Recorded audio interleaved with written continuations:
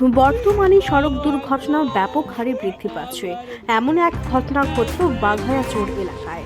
নিহতের নাম ইসমাইল হোসেন। জানা যায় গতকাল আনুমানিক 2 ঘটিকায় কাঠালিয়া বাজারে যাওয়ার পথে সোনামুড়া গামী একটি ডিউআই গাড়ি সজোরে এসে ধাক্কা মারে ইসমাইলকে। ইসমাইল সঙ্গে সঙ্গেই তার বাইক থেকে ছিটকে পড়ে। খবর পেয়ে ঘটনাস্থলে ছুটে আসেন ফায়ার সার্ভিসের কর্মীরা এবং তাকে কাঠালিয়া প্রাথমিক স্বাস্থ্য কেন্দ্র নিয়ে যায়, কিন্তু সেখান থেকে তাকে রেফার করে দেওয়া হয় জিবি হাসপাতালে নেওয়ার পথেই মৃত্যু হয় ইসমাইলের। বৃহস্পতিবার দুপুরে ইসমাইলকে বাড়িতে নিয়ে আসার পরই কান্নায় ভেঙে পড়েন ইসমাইলের বাড়ির লোকজন। এলাকায় নেমে আসে শোকের ছায়া।